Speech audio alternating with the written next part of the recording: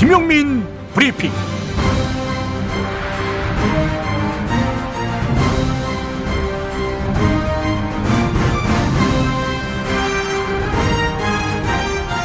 (2016년 12월 3일) 토요일입니다.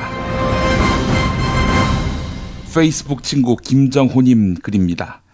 나뿐만 아니라 패친들의 타임라인이 시국에 대한 내용으로 도배되다시피 하고 있다. 많은 패친들이 몇 주째 주말을 반납하고 추운 날씨에도 불구하고 광장으로 향한다. 혹시라도 촛불이 약해지지는 않을까, 꺼지지는 않을까 하는 걱정에 나라도 가서 촛불을 켜지 않으면 안 된다는 절절한 마음을 나는 안다. 페이스북에서도 마찬가지다. 관련 뉴스 기사를 퍼나르고 다른 패친의 글에 열심히 좋아요를 누르고 댓글을 다는 것이 눈에 보인다. 이 또한 혹시라도 여론의 힘이 약해질까봐, 왜곡될까봐 노심초사해서 그러는 것임을 나는 안다. 박근혜의 국정농단이 없었다면 내 타임라인은 여전히 마음 많은 문학소년, 문학소녀인 패친들의 문학, 음악, 영화, 예술, 여행에 대한 글과 소소한 일상에 대한 이야기가 한가득이었을 것이다. 하지만 이제 패친들의 타임라인은 감성 대신 이성으로, 일상 대신 시국으로, 관용 대신 분노로, 무력감 대신 싸움을 하겠다는 의지로 차곡차곡 채워지고 있다.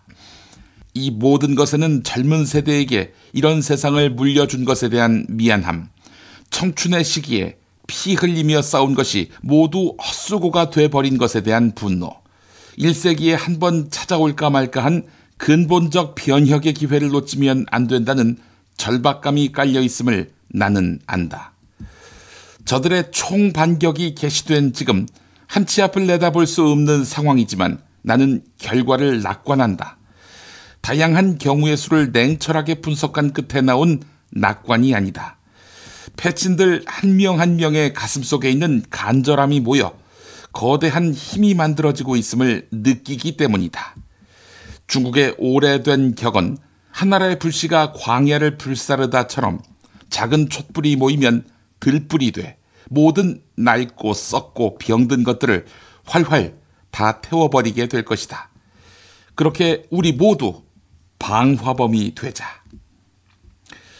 여러분, 우리는 고립돼 있지 않습니다. 어제 누구나 듣는 지상파 방송 CBS 라디오 시사자키 정관용입니다는 누구에게나 전화를 걸 기회를 제공하며 일반 청취자의 목소리를 담았습니다. 18분 길이의 방송을 요점만 간추려 10분으로 만들어 보았습니다. 한마디로 말해서 모두 같은 의견이었습니다. 들어보시죠. 네, 안녕하세요. 마포 살고 있는 사람이고요. 네. 상식적으로 생각해봤을 때는 당장 빨리 내려오게 만들어야 되는 게 맞는데, 네. 자기들끼리 수싸움으로 뭐 이걸 며칠 날 하냐, 언제 하냐, 이런 걸로 해서 국민들을 현혹시키는 자체가 말이 안 되는 것 같고요. 네. 신뢰를 잃은 그 리더가 저 자리에 있는 자체가 매일매일 저는 위험이라고 생각을 합니다. 네, 네. 전북 장수의 이범권입니다. 네. 박정희, 전두환, 노태우, 박근혜, 이명박, 이 군사정권 독재 시대를 종식시키는 날로 잡아야 된다. 네. 불의가 정의를 뒤엎고 힘이 정의 시대가 돼버리고 어떤 사람이 사람을 죽이고도 책임을 안 지고 이런 시대를 이제 우리가 이번에 종식을 안 시키면요. 예. 우리 후손들에게 뭘 남겨주겠습니까? 구리의 윤순호입니다. 윤 선생님 어떻게 보고 계십니까? 정치권에서 지금 허울 좋은 말로 질서 있는 퇴진 말씀들 하시는데요. 네. 이미 우리나라 박근혜 정부는 질서가 무너졌습니다. 예. 국가 전체가 엉망진창이 됐는데 속된 말로 질서 있는 퇴진이라는 꽃가마 타고 퇴진하겠다는 얘기 아닙니까? 아하. 그럴 만한 자격이 있는가 생각해봐야 되고요. 예. 꽃가마 타고 물러날 자격이 없으므로 분명히 탄핵이 가결이 되든 부결이 되든 탄핵을 강행하고, 네. 만약에 부결이 됐을 때에 새누리당 지구당별로 찾아가가지고 국민이 항의 농성해야 됩니다. 예, 서울의 애청자입니다. 새누리당의 정치 생명이 탄핵 표결에 달려있는 겁니다. 예. 꽃가마가 아니라 저는 이제 불명예 퇴진을 원하고 있고요. 네. 설사 부결되더라도 야당으로서는 국민 여러분 저희가 시도를 했는데 수가 모자라서 부결됐습니다. 네. 예, 다음에 의석을 좀 더 주세요라고 얘기를 하면 예. 야당은 그걸로 끝입니다. 예. 박지원 대표의 가결을 전제로 한 발의는 정면으로 제가 반대하고 예. 추미애 대표한테 섭섭한 마음이 거기에 배어있다고 솔직하게 얘기하시면 차라리 나을 뻔했어요. 예. 대구의 김치우입니다. 김 선생님. 제가 박근혜 대통령을 찍은 사람으로서 예. 굉장히 부끄럽습니다. 예. 대선 공약을 거의 안 지켰지 않습니까? 그죠? 예. 경제민주화로 포장한 후 국민을 우롱하고 자기의 뜻에 반하면 배신의 정치라고 내몰고 네. 국가기관을 우롱하고 국민을 우롱한 국민의 주권을 우롱하는 사람은 즉각 하야해야 되는데 네. 안 한다고 하니까 탄핵을 시행해야 됩니다. 저도 대구 동성로에 한 2번에 참석했는데 말입니다. 그러셨어요. 예. 이한구 의원이 저희들 지역구였는데 왜 안 나왔겠습니까? 떨어지기 때문에 예측하기 때문에 안 나온 거거든요. 예. 새누리당 깃발만 꼽으면 당선된다는 그 오만한 국회의원들은 반드시 탄핵에 동참하지 않은 사람은 거기 알겠습니다. 평가를 받을 겁니다. 도곡동에 사는 60대 의사입니다. 네. 탄핵은 당연히 해야 되는 거고요. 네. 3차 담화에서 박근혜 대통령이 던진 4월 말 이제 퇴진, 6월 우리가 대선 이런 시나리오는 예. 우리 국민들은 사실은 안중에 없지요. 예. 왜냐하면은 박근혜 대통령은 애초부터 대통령이 되어서는 안 될 분이에요. 왜냐하면은 헌법 정신이라든가 그다음에 어떤 법률을 지켜야 되겠다는 그런 어떤 의식이라든가 네. 또 대통령직으로서 공공의 자리에 있을 때 어떤 공적인 어떤 사고를 할 수 있는 그런 분이 아니었다라는 결론을 갖게 돼요. 예. 하루라도 빨리 알겠습니다. 내려오는 게 우리 국민들 네. 그리고 국가를 위해서 좋은 일이 아닌가 그런 생각을 합니다. 서울에 사는 국민선이라고 합니다. 네. 모든 국민들이 합의한 어떻게 정치를 하라라고 합의한 게 바로 헌법이라고 생각하는데요. 네. 국민들이 대통령이 불법을 저지르고 헌법을 유린했을 때 그 불신임에 대해서 국민이 직접 대통령을 해고시킬 수 있는 방법이 없잖아요. 예. 그래서 국회의원을 대의해서 국민의 뜻을 받들어 탄핵을 통해서 우리가 더 이상 신임할 수 없는 대통령에게 국정을 맡길 수 없으니까 탄핵을 통해서 스스로 내려오질 않겠다고 하니까 즉각 물러날 수 있게끔 그것을 책무를 부여를 했는데 그랬죠. 그럼에도 지금 그런 대통령을 만들어낸 새누리당은 오히려 주권자인 국민에게 4월에 할 테니까 따라오라고 명령을 하고 있고 네. 야당들은 이러니 저러니 하면서 명예로운 퇴진이니 또는 때로는 가결이 돼야 되느니 마느니 이러면서 탄핵에 주저하면서 많은 시간을 끌고 있고 국민들은 추운 날 촛불을 들고 매 주말마다 이게 무슨 고생을 해야 되는지. 문자로도 또 레인보우로도 많은 분들 의견 주십니다. 박선식님, 제발 야3당은 국민을 가르치려 하지 말고 국민의 뜻만 대변하는 역할만 하세요. 본분 망각하지 마세요. 6971번님, 결과에 너무 매몰되지 말고 그녀 퇴진을 위해 지금 할 수 있는 걸 최선을 다해 주십시오. 국민은 그런 야권을 원망하지 않을 것입니다. 9433번님, 탄핵 추진은 국회가 하는 것이고 자진 사퇴는 박 대통령이 하는 겁니다. 정치권은 특히 비박들은 이 둘을 섞어 생각하지 마세요. 이런 의견. 양하근님, 이 촛불은 꼭 박근혜와 새누리한테만 든 저항의 촛불이 아닙니다. 국민은 이 작금의 한심한 여야 그리고 국가 운영에 대해서 든 촛불임을 깨달아야 할 것입니다. 5057번님, 4월 퇴진 절대로 믿을 수 없습니다. 거짓말을 밥 먹듯 하는 사람입니다. 최영선님, 설사 부결된다 하더라도 탄핵이라는 것은 국민의 거대한 뜻을 상징합니다. 야3당은 촛불 든 국민의 외침을 기억하고 결속을 단단히 하시기 바랍니다. 1297번님, 박근혜 연금이 1,300만 원이라는데 이게 말이 됩니까? 반드시 탄핵해야 합니다. 이런 의견도 주셨고요. 8537번님, 탄핵이 부결되면 탄핵 반대한 국회의원들 국민 소환해야 합니다. 국민을 대표하지 않는 국회의원은 필요 없습니다. 0309번님, 이대는 자퇴한다는 정유라 재입학 못하게 퇴학시킨다는데 국회는 거짓말만 되풀이하는 박근혜 씨 탄핵도 못하나요? 이런 의견. 네, 8084번께서는 4월 퇴진하야 불가. 우리 국민의 세금으로 연금을 줄 수는 없습니다. 국민 앞에 대놓고 거짓말하는 대통령 때문에 국민을 무시하는 똑같은 새누리당 역시 탄핵 부결 시 촛불이 향할 것입니다. 이런 의견 또 주고 계십니다. 전화 또 받아볼까요? 저는 의정부에 사는 애청자입니다. 네, 말씀하세요. 의견을 표시하거나 우리의 뜻을 표시해도 벽에다 외치는 소리밖에 안 되는 것처럼 느껴졌거든요. 그래서 차후에 좀 이러한 대통령의 이런 문제들을 탄핵을 하고 싶어 해도 국민 모두가 원해도 국회의원들이 이렇게 방해하는 경우에 못할 수 있는 상황이 생기게 돼서 이런 것들에는 국민들의 의견이 반영될 수 있는 어떤 제도적인 장치가 필요하지 않겠나는 생각이 좀 들었습니다. 네, 인천에 사는 송정훈이고요. 네. 저는 이렇게 한번 비유를 좀 하고 싶어요. 예. 조선시대 같았으면 최순실과 그 무리들은 참수를 당해서 저작거리에 목이 걸렸을 것이고요.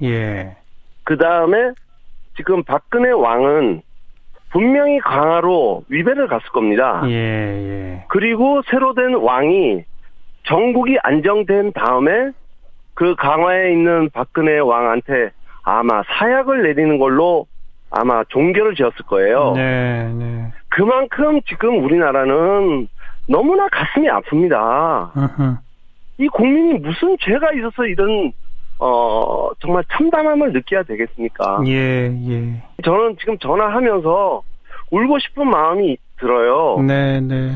저는 전주에 사는 62세 여성입니다. 제가 매장을 하고 있거든요.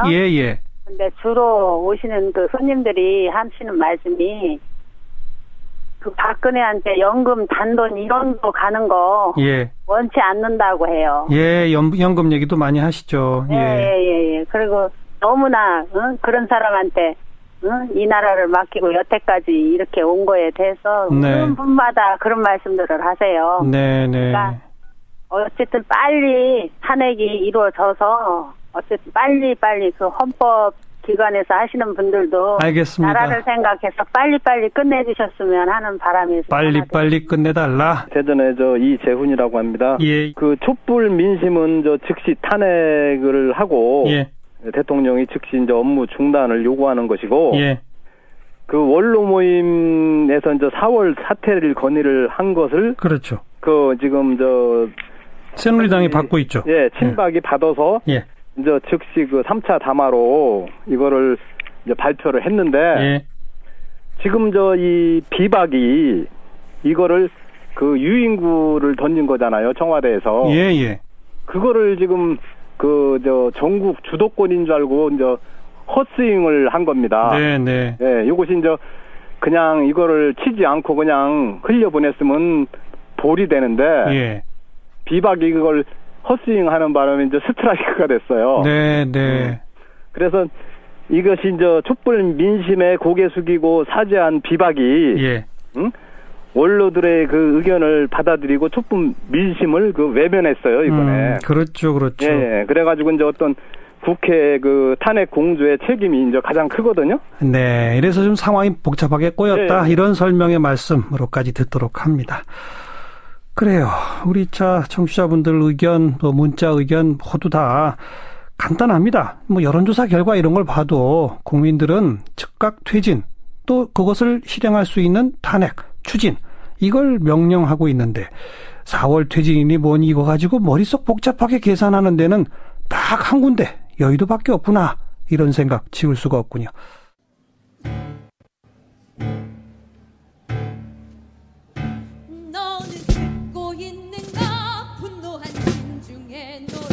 다시는 노예처럼 살 수 없다 외치는 소리 심장박동 요동차 북소리 되어 울리네 내일이 열려 밝은 아침이 오리라 나는 듣고 있는가 분노한 민중의 노래 다시는 노예처럼 살 수 없다 외치는 소리 심장박동 요동차 북소리 되어 울리네 내일이 열려 밝은 아침이 오리라. 함께 싸우자 누가 나와 함께하나. 저 넘어 장벽 지나서 오래 누릴 세상. 자 모두 다 싸우자 자유가 기다린다. 너는 듣고 있는가 분노한 민중의 노래. 다시는 노예처럼 살 수 없다 외치는 소리. 심장 박동 요동쳐 북소리 되어 울리네. 내일이 열려 밝은 아침이 오리라. 생명만 서서 깃발 세워 전진하라. 살아도 죽었어도 앞을 향해 전진하라. 천승명의 피로써 조국을 물들이자. 너는 듣고 있는가 분노한 민중의 노래. 다시는 노예처럼 살 수 없다 외치는 소리. 심장 박동 요동쳐 목소리 되어 울리네. 내일이 열려 밝은 아침이 오리라. 너는 듣고 있는가.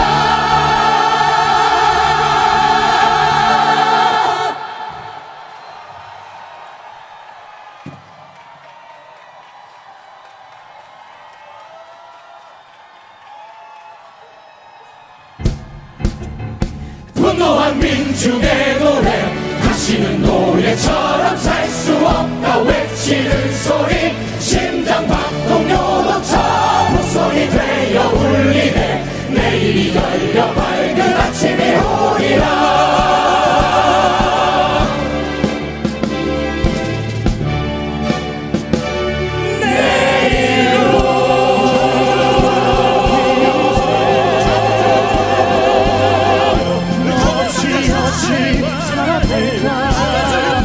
내일로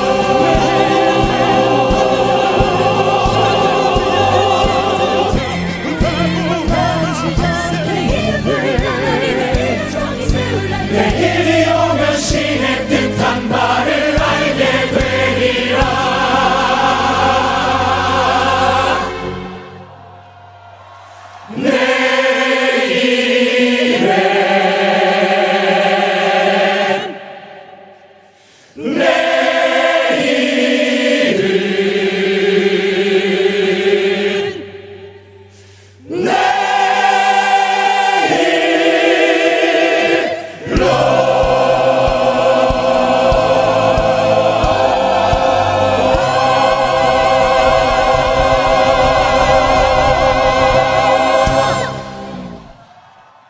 상담받은 건강보험료 생계형 체납자 197명을 분석해 봤는데 79%가 월소득이 100만 원이 되지 않았습니다. 이 중에서도 절반가량은 아예 소득이 없었습니다. 기초생활수급자같이 사실상 국가로부터 지급 불능 상태를 인정받은 이들도 상당수가 건강보험료 납부 독촉을 받고 있었습니다. 독촉을 받은 대상에는 초등학생까지 포함되어 있습니다. 갚을 수 없는 빚을 독촉하는 것은 피할 수 없는 고통만 줄 뿐 해결할 수 있는 것은 아무것도 없습니다. 이 같은 문제를 개선하기 위해 아름다운 재단은 60일의 건강보험증 캠페인을 진행하고 있습니다. 가난을 이유로 치료를 포기하지 않도록 많은 참여 부탁드립니다. 영희는 엄마 아빠와 떨어져 삽니다. 엄마 아빠는 가난해서 건강보험료를 내지 못했습니다. 이제 그 보험료를 영희가 내야 합니다. 대한민국에서 10살 아이에게 체납액을 독촉하는 것은 합법입니다. 영희처럼 고통받는 사람들을 위해 60일의 건강보험증 캠페인에 참여해주세요. 당신의 참여가 제도를 바꾸는 시작입니다. 아름다운 재단. 야, 너 홍어 판다 그랬지? 팔지. 근데 홍어가 진짜 그렇게 몸에 좋아? 아니 끝내준다니까. 우리 엄마 관절염인데? 홍어. 나 숙취는? 홍어. 마누라 다이어트는? 홍어. 큰이모 뭐 변비? 홍어. 작은 형 소화불량은? 홍어. 여동생 피부? 홍어. 큰 누나 주름? 홍어. 명절 때 선물은? 홍어라니까. 근데 비싸지? 열나 싸고 열나 맛있는 홍어가 있다니까. 어디? 알싸한 홍어. 네이버 검색창에 알싸한 홍어를 검색하시고 1599-6456.com 혹은 1599-6456 전화주문도 가능합니다. 하나 더, 알싸농어는 진공포장 택배 배송 판매하며 직접 개발한 특제 소스를 서비스로 드립니다. 충남 금산의 넓은 인삼밭, 정성농장을 일군 농부아버지 이정열 씨. 자연은 노력한 만큼 내어준다. 그 자연의 마음을 알기에 정성농장을 더불어 일구는 아들 이성규 씨도 아버지에게 배운 것처럼 정직하고 또 성실하게. 정성농장 홍삼은 인삼 재배부터 가공 판매까지 모두 책임지고 있습니다. 그래서 대한민국 1등 품질을 자부합니다. 검색창에 정성농장 홍삼을 검색해주세요. 정성농장 홍삼. 전화문의는 010-9754-6972. 굶고 뛰고 땀 빼고 다 해봤다. 그래봐야 소용없었다. 다이어트는 결국 먹는 게 문제다! 다이어트 전문 쇼핑몰 비타샵에서 수식가지 동결건조 채소 곡물에다 3가지 단백질, 거기에 효소와 비타민, 미네랄을 더해 만든 다이어트 전용 그린 스무디를 추천합니다. 다이어트 전용 그린 스무디, 이걸 어떻게 하는 거죠? 하루 2끼만 맛있고 든든한 비타샵 스무디로 바꿔 드시면 됩니다. 검색창에서 비타샵을 검색해주세요. 이제부터는 관록의 뉴스 해설가 김용민이 오늘 아침 조간신문을 훑어드립니다. 한겨레 단독부터 보겠습니다. 김기춘 전 청와대 비서실장이 2014년 헌법재판소가 통합진보당 해산 결정을 서둘렀던데 개입한 정황이 드러났습니다. 전국 언론노동조합이 일부 공개한 김영한 전 청와대 민정수석 비망록에 담긴 내용입니다. 2014년 10월 4일 김기춘이 통합진보당 해산 결정을 독촉했는데 그로부터 보름이 조금 못 된 10월 17일 국정감사 오찬장에서 박한철 헌법재판소장은 국회의원들에게 해산 심판 선고를 올해 안에 하겠다, 이런 입장을 밝혔습니다. 당시에는 대법원에 걸린 이석기 통합진보당 의원의 사건이 처리된 뒤에나 헌법재판소의 해산 결정이 가능하다, 이런 관측이 지배적이었습니다. 그래서 논란이 됐습니다. 그리고 훗날 대법원은 헌법재판소가 통합진보당을 없애라고 명령한 그 판단의 근거를 인정하지 않았습니다. 그러니까 통합진보당이 없어져야 할 이유가 부정당한 것입니다. 박영수 특별검사가 검찰 수사 결과를 원점에서 다시 시작하겠다, 이렇게 밝혔습니다. 박근혜와 최순실 등의 미르재단, K스포츠재단의 설립 그리고 모금과 관련해 직권남용 혐의를 적용한 것을 재검토하겠다는 의미입니다. 자, 이로써 특검팀이 보다 무거운 범죄인 뇌물죄로 수사 방향을 전환할 것으로 관측됩니다. 그동안 검찰이 왜 고작 직권남용 혐의로 싸게 끊어주었을까? 법리적 논란이 있었습니다. 기업들이 민원 해결이나 사업 특혜 등을 노리고는 청와대 수석 요구에 따라 돈을 준 것이라고 본다면 이건 직권남용이 아닌 뇌물죄가 적용되는 것입니다. 단적으로 박근혜는 삼성에게 제1모직 합병이라는 큰 선물을 준 바 있었습니다. 직권남용은 5년 이하의 징역 또는 1,000만 원 이하 벌금에 처벌을 받지만 뇌물죄는 1억 원 이상이 오간 경우 특정 범죄 가중처벌법이 적용돼 무기 또는 10년 이상 징역형이 가능해 처벌이 현격히 무겁습니다. 경향신문이 보도했습니다. 새누리당에서 박근혜 탄핵을 주장해왔던 비박계 의원들은 박근혜한테 내년 4월 30일을 기준으로 한 명확한 퇴임 일정과 이선 후퇴를 천명하길 바란다. 이를 거부하면 탄핵에 동참하겠다, 이렇게 밝혔습니다. 그러면서 다음 수요일 저녁 6시라는 시한을 주었습니다. 자, 그런데 이걸 두고 비박이 둘로 갈립니다. 김무성 등 20여 명은 박근혜가 내년 4월 퇴진을 공식 선언할 경우 탄핵은 접을 수 있다, 이런 입장입니다. 야당이 반대해도 탄핵에 동참하지 않겠다는 것입니다. 그런데 유승민 의원 등 10여 명은 박근혜가 내년 4월 퇴진을 선언해도 야당이 이를 거부해서 협상이 결렬되면 표결에 동참할 수밖에 없다. 이렇게 밝혔습니다. 야당이 반대하면 탄핵한다는 것입니다. 자, 이들 말대로 10명만 탄핵에 동참하게 된다면 보나마나 부결이죠. 하지만 이런 기회주의적 비박을 움직일 단 하나의 변수가 있습니다. 바로 시민의 저항입니다.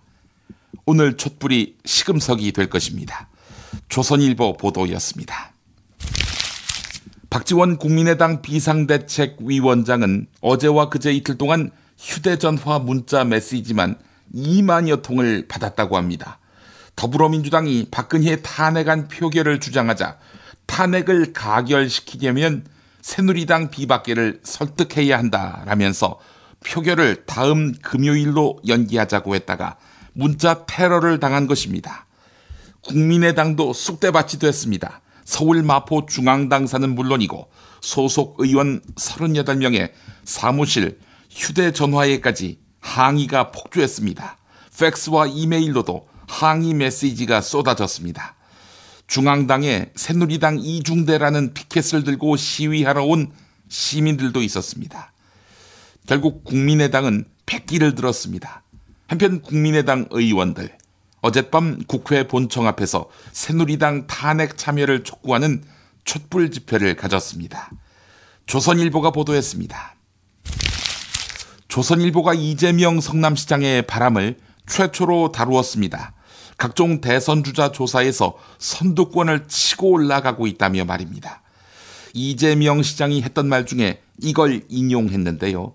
부당한 기득권자들이 보수라는 이름으로 변장을 하고 있는데 나는 진짜 보수와 그런 사회악을 분리해야 한다고 본다면서 진짜 보수라면 나와 입장이 크게 다르지 않고 부패 구악들이 보면 내가 진보로 보일 것이다. 이렇게 말했습니다. 조선일보는 부패 구악일까요? 아니면 진짜 보수일까요? 차은택은 최근 교도소에 반입된 도서 20권 중에 영문독해 테크닉 105, 기초영어 말하기 훈련 등 직원과 부인이 넣어준 책을 받았다고 합니다.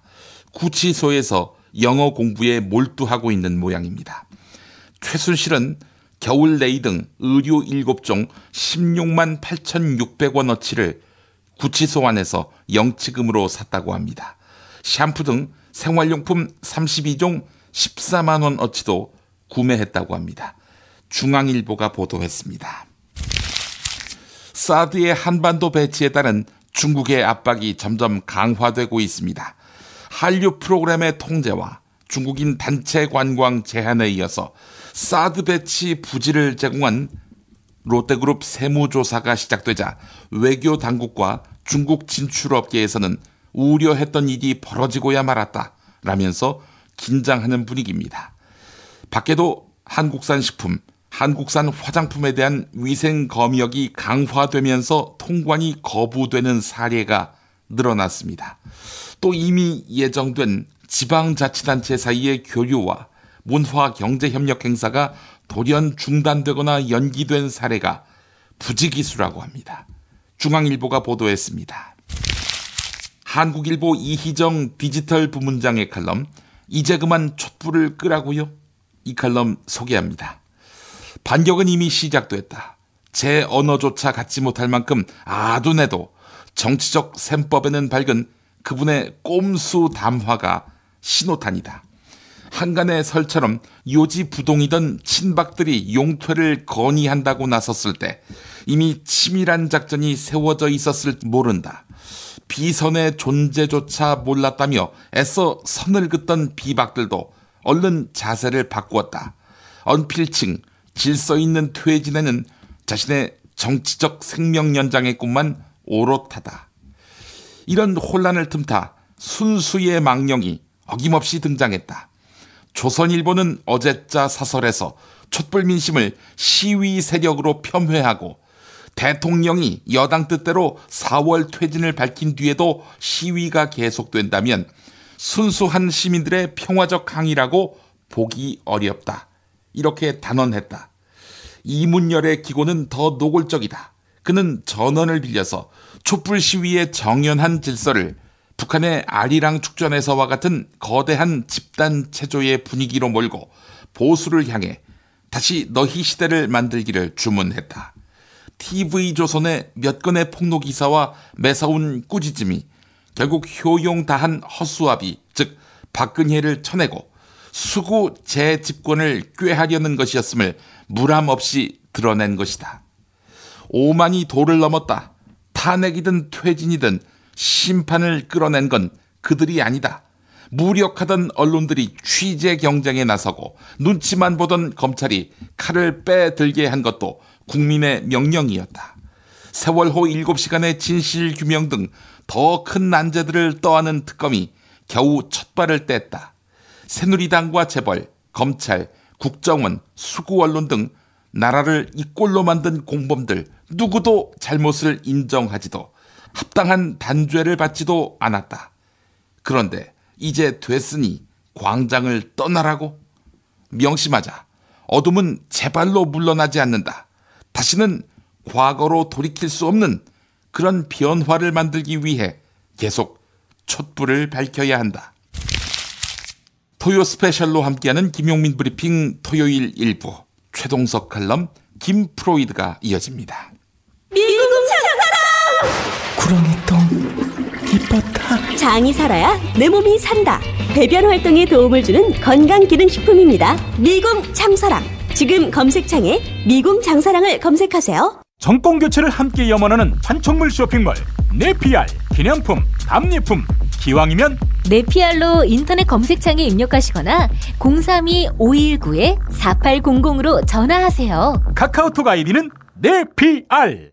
일산 라페스타에 있는 풍무 양고기, 즉석에서 숯불에 구워먹는 양갈비하고 양꼬치, 이거 맛보시면 다른 걸 찾지 않아요. 못하니요 시방, 빨리 예약들 안 하고 031-902-9292. 수아비스랩닷컴에서 12월 15일 베이비 전용 제품을 출시합니다. 수아비스 화장품 홈페이지를 방문해서 베이비 제품 체험단 참여 이벤트를 클릭해주세요. 민감성, 아토피성 피부에도 효과적인 수아비스 베이비 제품을 보내드립니다.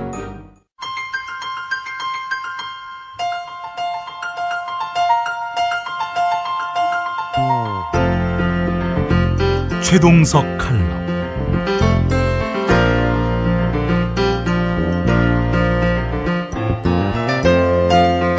안녕하십니까, 최동석입니다. 11월 혁명은 시민의 뜻에 따라 이루어졌습니다. 교과서에는 인류 역사에서 가장 깨끗하게, 정의롭게, 자율적으로 이루어진 시민혁명이었다고 쓰여질 것입니다. 시민들은 평화롭게 승리했습니다. 조직 범죄 집단의 몸통인 박근혜와 그의 일당을 항복시켰습니다. 꺼지지 않는 촛불로 박근혜를 끌어내리게 되었습니다. 아직도 사기꾼인 박근혜를 호위하고 옹호하는 잔존 세력이 있습니다. 인간의 탈을 썼지만 사악한 기운으로 가득 찬 사람들이라 할 수 있습니다. 이 사악한 자들의 이름은 역사 교과서에도 실릴 것입니다. 국민이 한순간 착각하는 바람에 사악한 머슴들을 잘못 선택했을 뿐입니다. 이제는 그들의 실체를 알았기 때문에 저 사악한 자들을 당장 내쫓아야 합니다. 그러나 안타깝게도 법률체계의 미비로 아직도 현행범들을 권력의 자리에서 내치지 못하고 있습니다. 국민은 단 하루라도 빨리 박근혜와 그 일당이 일망타진되기를 바라고 있습니다. 이것이 이 나라의 주권자인 국민의 뜻입니다. 그러나 국민이 뽑아놓은 머슴들이 주인의 뜻에 따라 행동하지 않고 있습니다. 그러니 매주 토요일마다 이 추운 엄동설안에 촛불을 들지 않으면 안 되게 되었습니다. 저 머슴들 때문에 오늘도 촛불을 들어야 합니다. 국민이 뽑아놓은 머슴들이 왜 주인의 의사를 배반하고 있을까요? 이것을 어떻게 고쳐야 할까요? 오늘은 이 주제를 다루어 보겠습니다. 물론 이 주제는 분권화된 자율적인 조직의 조직 철학과도 밀접한 관련이 있습니다. 다시 말하면 Decentralized Autonomous Organization, DAO 개념을 알아야 주인으로서 머슴들을 잘 부릴 수 있습니다. 민주주의 본질은 국민은 나라의 주인으로서 머슴을 뽑아서 그들에게 국가 운영을 맡기는 것입니다. 뽑힌 머슴들이 국민을 지배하지 못하도록 해야 합니다. 그러니까 국가 조직을 피라미드형 계급 구조에서 벗어나 네트워크형 수평 구조로 설계해야 합니다. 네트워크형 수평 구조란 국가의 구성원들이 서로 다른 기능과 역할을 가지고 있지만 그 기능과 역할은 계급 질서로 움직이는 것이 아니라 계약적 합의 원칙에 따라 움직이도록 설계된 형태를 말합니다. 그러니까 조직을 설계할 때는, 즉 제도적 장치를 마련할 때는 반드시 모든 기능과 역할이 서로 수평적 관계에서 작동하도록 해야 합니다. 그러므로 특정 직무가 다른 직무를 지배하거나 착취할 수 있는 계급 질서가 형성되도록 설계해서는 안 됩니다. 사람 위에 사람 없고 사람 아래 사람 없다는 평등 사상을 모두 공유하도록 해야 합니다. 모두가 주인의 역할을 할 수 있는 민주주의 정신, 즉 철저하게 수평적으로 기능하는 조직으로 설계되어야 합니다. 이것이 DAO 정신입니다. 이런 관점에서 오늘날 우리 사회를 구속하는 법률 체계를 봅시다. 법률이란 일반적인 용어로 말하면 제도적 장치입니다. 우리나라의 법률 체계는 한마디로 엉망진창이라고 할 수 있습니다. 저는 우리나라의 법률 체계를 믿지 않습니다. 지배층만을 위해 만들어진 법률 체계이기 때문입니다. 우리나라 법률 체계에는 인간과 조직에 관한 어떠한 철학적 사유도 찾아볼 수 없습니다. 지배층이 피지배층을 알뜰하게 착취하는 법률 체계로 만들어졌기 때문입니다. 예를 들어 보겠습니다. 이재용이 10수억 원의 상속세를 낸 후 지금은 그의 재산이 수조 원의 재산으로 불어났습니다. 이재용이 어떤 사업에서 어떤 혁신을 일으켰다는 얘기를 들어본 적이 없습니다. 아무것도 한 것이 없는데 어떻게 저렇게 재산이 늘어났을까요?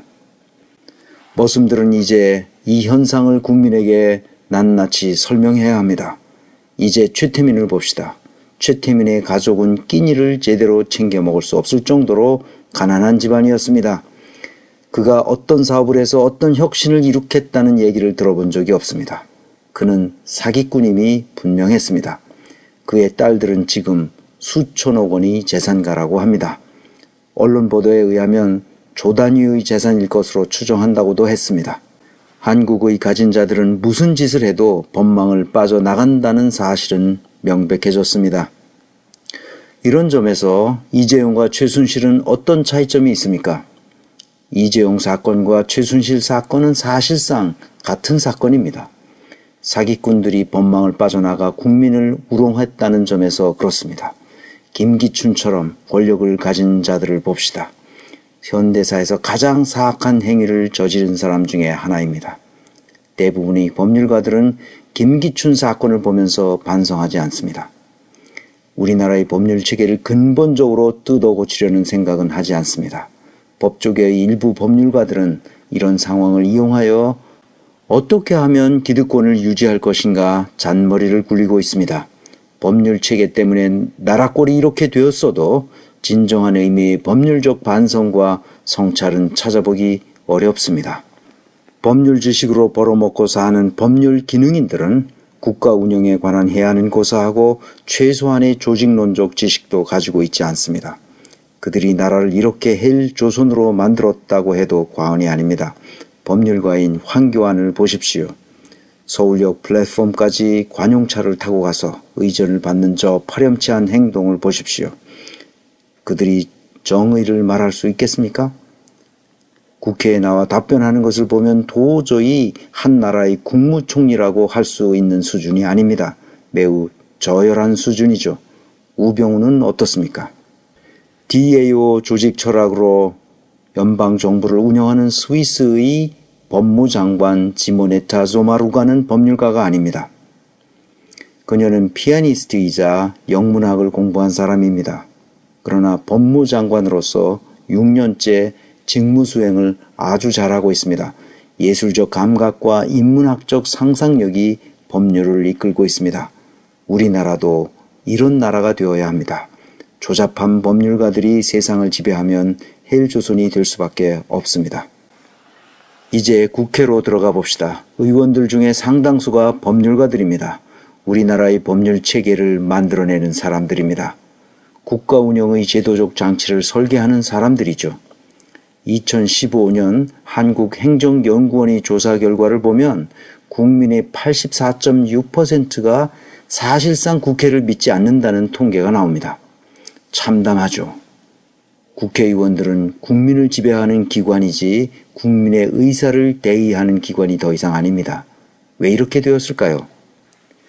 법률체계가 국회의원들로 하여금 그렇게 행동하도록 유도하기 때문입니다. 그렇게 행동하지 못하도록 국민의 의사를 모든 입법활동에 반영하지 않으면 안 되도록 만들면 됩니다.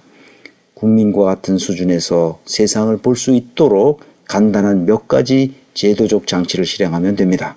그러나 그들은 그렇게 하지 않았습니다. 지금까지 자신들의 특권과 특혜만 키워왔습니다. 그래서 국회의원이 되면 주권자인 국민 위에 군림하면서 갑질을 하고 있습니다.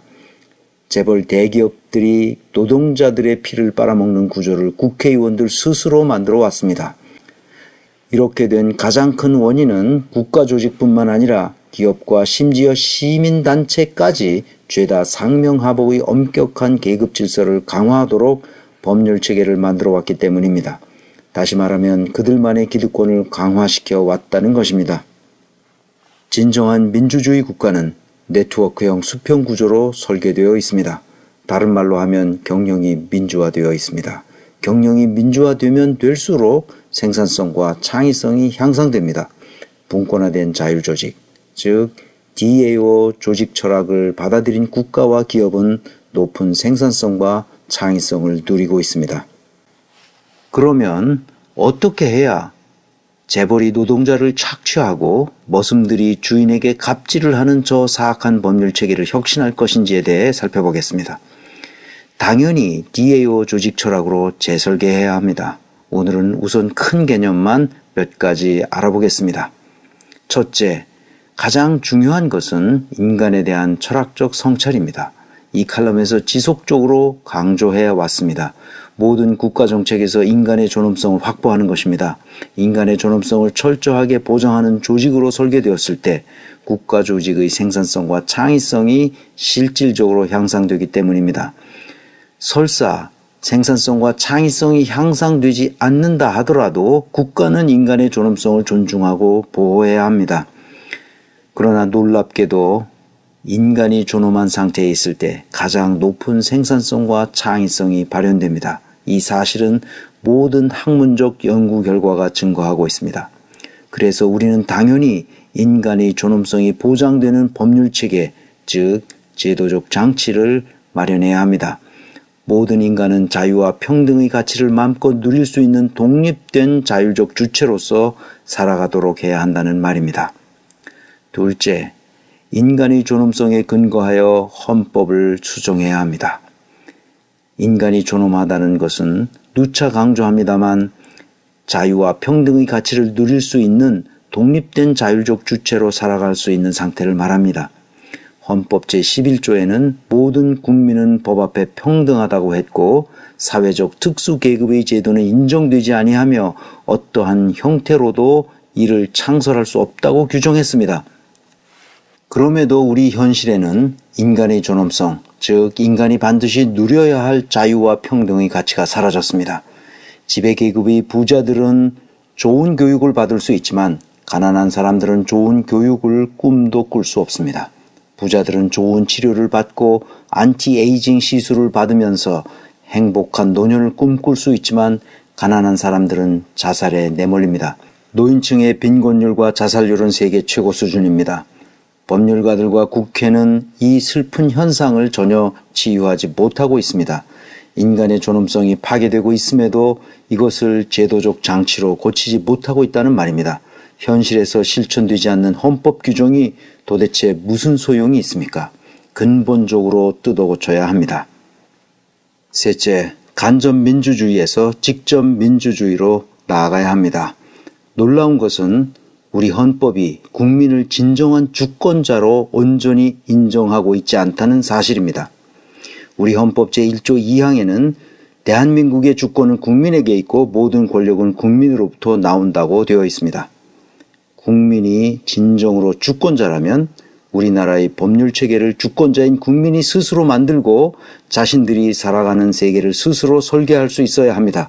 그러나 헌법에는 국민이 스스로 법률 체계를 만들어낼 수 없게 규정되어 있습니다. 헌법 제40조에는 입법권은 국회에 속한다고 규정해 놓았기 때문입니다. 국민은 입법을 할 수 없고 국회의원들만 법을 만들 수 있다는 말입니다. 직접 민주주의를 전혀 고려하지 않고 있습니다. 현행 헌법은 간접 민주주의를 강제하고 있습니다. 그러니까 경제학적으로는 대리인 비용이 크게 들어갑니다. 박근혜의 탄핵 국면을 보면 금방 알 수 있습니다. 국민 입법제도가 있었다면 이미 박근혜는 감옥에 있을 것입니다. 온 국민은 지금 간접 민주주의라는 의회제도의 심대한 대리인 비용을 지불하고 있습니다. 주인이 뽑아놓은 저 머슴들이 자기들끼리 고스톱을 짜고 칠 수 있도록 만들어 놓았기 때문입니다. 그러니 문제가 생길 때마다 자기들끼리 서로 특권과 특혜를 가지려고 5만 가지 꼼수를 부리고 있습니다. 세계 어느 나라 국회의원이 이토록 많은 특혜와 특권을 누리고 있습니까? 모든 특혜와 특권을 빼버려야 합니다. 국회의원 급여는 직장인 평균 급여 수준을 넘지 못하도록 해야 합니다. 국회의원은 국민의 머슴이라는 사실을 급여를 통해서도 명확히 해야 합니다. 보좌진은 국회 소속 입법 공무원으로 전환하여 조직적으로 국회의원이 입법활동을 돕도록 하고 의원 개인의 보좌진으로 일하도록 해서는 안 됩니다. 이렇게 하려면 행정부 업무 처리 방식의 근본적인 전환이 있어야 합니다. 이에 대해서는 추후에 좀 더 자세히 설명해야 합니다.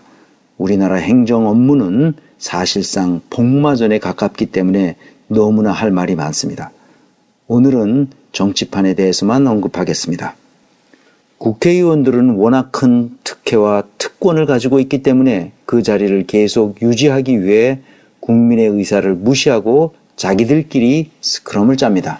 기득권을 놓지 않기 위해 잔머리를 굴립니다. 이정현, 정진석, 추미애, 우상호, 박지원 등을 보십시오. 상머슴인 줄 알고 뽑아놨더니 이들이 정치적 이해득실을 계산하면서 국정을 농단한 현행범인 박근혜를 아직도 탄핵하지 못하고 있습니다. 주인인 국민이 탄핵하라고 명령한 때가 언젠데 아직도 미적거리고 있습니다.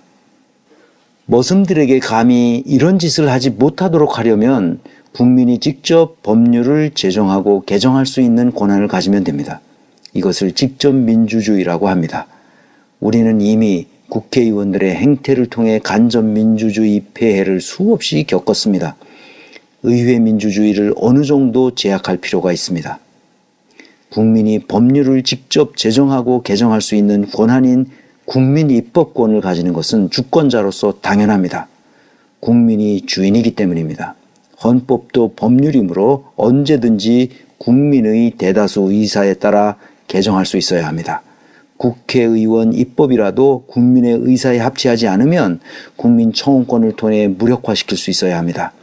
국회의원은 단순히 국민이 뽑은 머슴에 불과하다는 사실을 그들 스스로 자각할 때까지 지속적으로 압박해야 합니다. 어떤 특혜도 특권도 없다는 사실을 만천하에 알려야 합니다. 그래서 정치 몰입애들이 먹을 것이 없다는 사실을 알고 정치판을 떠나도록 해야 합니다. 국회의원 입법만을 허용하기 때문에 세월호 특별법도 그 꼴이 되고 말았습니다. 의원 입법의 한계 때문입니다. 국민 입법으로 제정해서 세월호 사건의 실체적 진실을 끝까지 밝혀내야 합니다. 국민 입법을 통해 박근혜 최순실 특별법을 만들어야 합니다. 영남대학교 재단 비리에서부터 지금까지 40여 년간 박근혜와 최태민과 최순실이 저지른 모든 불법적 행위들을 파헤쳐서 환수할 것은 환수하고 처벌할 것은 처벌해야 합니다. 특검만으로는 부족합니다. 이번 박근혜 사태를 통해 반성적 교훈을 얻지 못한다면 우리에게 무슨 희망이 있겠습니까? 지금 우리나라 현실은 지배층을 형성하고 있는 정치인들과 법률가들이 국민이 원하는 직접 민주주의를 가로막고 있습니다. 현행 헌법은 개정하기가 아주 어렵게 되어 있습니다. 물론 박정희와 같은 독재자가 헌법을 자기 마음대로 바꾸었기 때문에 헌법 개정을 어렵게 만들어 놓은 역사적 이유는 충분히 이해합니다. 그렇지만 21세기 개명한 세상에 누가 감히 독재를 하려고 하겠습니까? 그 짓을 하려다가 박근혜가 저렇게 패가망신하게 되었습니다. 이제는 모든 것을 투명하게 하지 않으면 안 되는 시대가 되었습니다. 국민이 주권자라는 사실마저 부정하는 현행 헌법 체계를 가지고는 올바른 민주주의를 실현할 수 없습니다. 직접 민주주의와 간접 민주주의가 균형 잡힌 상태로 나아가야 합니다. 이제는 국가 운영을 분권화된 자율적인 조직, 즉 DAO 체제로 완전히 전환해야 합니다. 그렇지 않으면 21세기 제4차 산업혁명의 물결을 타고 넘을 수 없을 것입니다. 우리는 이제 국민이 주권자라는 사실을 만천하에 알리기 위해서도 이제 저 머슴들에게 의지하지 않고 직접 민주주의 시대로 나가야 한다는 사실을 만천하에 알리기 위해서도 광화문 광장에서 촛불을 들어야 합니다. 다음 시간에도 DAO 철학에 근거한 조직 설계에 대해 살펴보겠습니다. 지금까지 최동석 인사조직연구소장이며 아시아 연구네트워크 인사조직혁신센터장인 최동석 박사였습니다.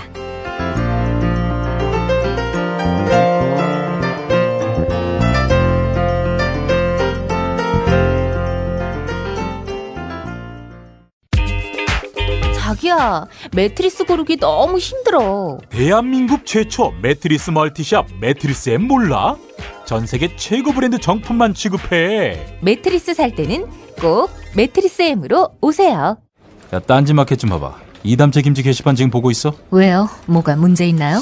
야, 어떻게 하나같이 맛있다, 예술이다, 감탄했다, 물건이다, 또 재주문했다 이런 글만 올라올 수 있지? 이거 공작의 냄새가 나지 않아? 아무래도 그런 것 같아. 이담채 김치 게시판에 작전 세력이 개입한 거 아닐까요? 그럴 리가요. 이담채 김치는 맛있는 김치 말고는 따로 자랑할 게 없습니다. 드셔보시고 판단하세요. 포털 사이트에서 이담채 김치. 주문 전화는 1544-4586 1544-4586. 그리하여 이 가을 나는 새싹당 콩차를 마십니다. 그리하여 나는 마음이 놓입니다. 그리하여 새로운 세상을 만납니다. 그리하여 새싹당 콩차. 새싹당 콩차 어느덧 여러 곳에서 판매합니다. 하지만 진정한 새싹당 콩차는 전창걸닷컴에서 구매하시죠. 전화문의 070-8635-1288 070-8635-1288. 공화국 참치 논평. 구이동 대양 참치를 맛보지 못한 국민 여러분은 진정한 참치 맛을 보기 위한 강도 높은 중대 조치를 취하실 계획을 표명하시고 곧장 구이동으로 달려오시기 바란다. 참치에 대한 체질적인 거부감과 적개심을 노골적으로 드러내는 분도 구이동 대양 참치에 오시면 추호도 용납할 수 없는 포악무도한 폭식 행위를 자행할 것이다. 구이동 대양 참치. 월요일 참치데이 이벤트, 화요일 참치머리 서비스로 함께합니다. 주차장 걱정 마시고요. 대중교통은 서울 지하철 2호선 구의역 2번 출구에서 5분 거리입니다. 대양 참치 구의점 02-455-8087. 하루 두 차례 대한민국과 지구촌의 오늘을 정직하게 비춰드립니다. 권력이 진실을 압도하는 세상. 김용민 브리핑은 작은 희망의 불씨가 되겠습니다. TV 뉴스 집중해. 김프로이드. 김프로이드와 함께하겠습니다. 김프로. 네, 안녕하세요. 시네마스터의 김프로입니다. 아, 시네마스터. 잘 돼요? 뭘 잘 되겠어. 뉴스가 더 재밌어요, 영화보다. 그래서 사람들이 영화를 안 봐. 드라마의 주인공이 됐어요. 우리 대통령께서 네. 쭉 보기만 하다가 본인이 이제 주인공이 됐어. 아, 그러니까. 네. 이거 하나 물어봅시다. 박근혜가 안가가 있잖아요. 네. 연예인 불렀을까? 연예인? 네. 에이, 요즘에 누가 그런 데 가나요? 네. 아니, 뭐, 갈 수 있지. 드라마 보시겠지. 아니 박태원도 김연아도 저렇게 그 뭉개버리는 판에 연예인 하나 조지는 거 일도 아니잖아요. 에이. 최순실은 불렀을지 모르겠는데 뭐 박근혜 언니는 드라마 보셨겠죠? 이거 특검이 규명할 수 있을까? 이거 말고도 할 게 많기 때문에. 아 그래요. 네. 우리 윤석열 검사 네. 이분이 그 수사팀장으로 갔어요. 그러니까요. 특검 수사팀장으로. 아니 그 특검의 수사팀장 뭐 하는 겁니까? 이제 현직 그 특검이 있고 예. 이제 특검 보호라고 해가지고 특검을 도와서 이제 같이 하는. 근데 이제 현직 검사들도 파견을 가거든요. 예. 이제 거기서 팀장격으로 옛날로 치면 이제 중수부가 있으면 특검이 검찰총장이라면은 검찰팀장은 중수부장급. 네. 어이구. 정말 국민들이 또 거는 기대도 상당하고요. 네, 밑에 이제 그 사람들 딱 지휘도 하고 뭐 특검을 도와가지고 왜냐면 이제 특검은 옛날에 이제 검사를 하셨지만 2009년에 퇴임했거든요. 예. 네, 박영수 특검이. 그래서 이제 현직을 떠난 지가 좀 됐으니까 아무래도 뭐 이렇게 좀 옛날 감이 돌아오는데 시간이 좀 걸릴 수 있잖아요. 예. 그러니까 이제 그런 걸 보좌해가지고 이제 수사팀을 이렇게 이끌고 나가는 거라서. 그 실무 검사는 그러면 윤석열이 차출하겠구만. 그렇진 않고요. 그거는 이제 뭐 박영수 특검이 이제 뭐 이렇게 요청을 하고 하는 형태여서 논의는 하겠죠. 네. 네. 어쨌든 상당한 기대를 갖게 됩니다. 지금 뭐 정치권 국회 상황은 그야말로 시궁창인데 제가 볼 때는 특검만 조금 기대해 볼 만하고 나머지 건 제 아주 비관적으로 보면 탄핵도 9일날 뭐 부결되고 뭐 그러면 결국 기댈 거는 특검밖에 없지 않나. 네. 근데 아무튼 잘 꾸려졌어요. 뭐 근데 특검이 최대한 할 수 있는 것이 네. 박근혜 저 범죄자다. 이걸 인증하는 거 말고는 없잖아요. 뭐 그렇죠. 뭐 그렇다고 뭐 기소를 할 수 있는 것도 아니고 구속해서 쳐넣을 수 있는 것도 아니고 저건 할 수 있겠구만. 48시간 이내에 묶어둘 수 있는 체포. 그거 가능할까?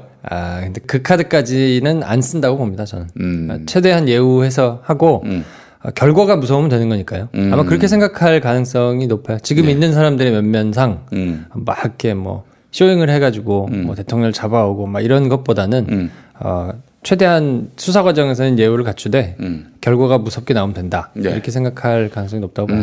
그렇군요. 박영수 검사를 알고 계세요? 아니요. 저는 이제 연배 차이가 워낙 나니까 제가 친할 수 있는 그런 연초는 아니었고요. 한참 높은 분이어가지고. 근데 뭐 들은 얘기는 있을 거 아니야?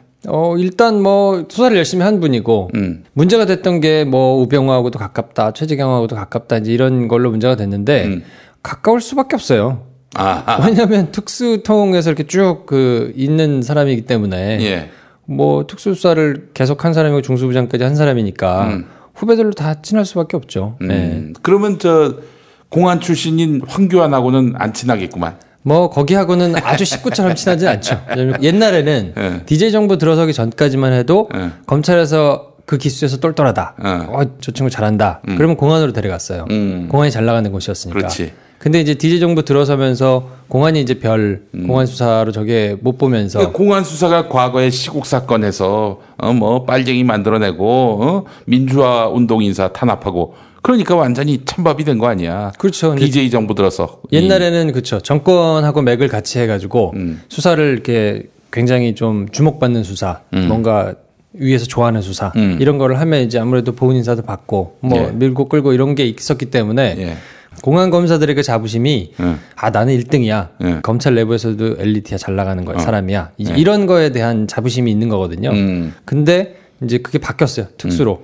DJ 때부터. 정부 이후부터 이제 뭐 각종 비자금 사건부터 시작해가지고 뭔가 기업 사건의 수사를 막 하기 시작하면서 언론의 조명도 이제 특수 사건들이 받게 되고 그러면서 공안 검사들은 그거에 대한 약간의 맞득차는 심기가 있거든요. 약간이 아니던데 황교안이 변호사가 되고 나서 부산의 어떤 교회 가서 간증하는 걸 들었는데 DJ 정부 들어서 이 공안이 탄압받는 이 상황을 가리켜서 뭐 마귀가 뭐 역사를 해서 하나님이 나에게 시련을 주셔서 뭐 그런 걸로 얘기하더라고. 그렇죠. 황교안 지금 총리가 검사장을 2번 물먹었거든요. 2번 물먹고 보통은 이제 한 번 물먹거나 2번 정도 물먹으면 나가는 경우가 많았는데 그때는 끝까지 버텨가지고 이제 검사장이 됐는데 아무래도 그런 심리들이 좀 있죠. 왜냐면 옛날에 주목받고 잘 나가고 했던 이제 맥이 끊겼으니까 지금은 이제 특수 통해서 이제 그걸 잡았는데 그렇기 때문에 박영수 검사장 그러니까 특검 옛날에는 굉장히 잘 나가던 분이어서 그 밑으로 쭉 잘 나가던 사람들이 뭐 최재경, 우병우 이런 사람들이 다 이제 특수수사 하던 사람들이니까 뭐 잘 알고 친할 수밖에 없죠. 그렇지만은 피의자로서 우병우가 나타난다. 그러면 뭐 국물도 없다 이런 얘기인가요? 그럴 수 있죠. 예, 그럴 수 있고 지금 뭐 심각하기 때문에 그리고 우병우 검사 자체가 검찰 내부에서 그렇게 신망이 두텁지는 않아요.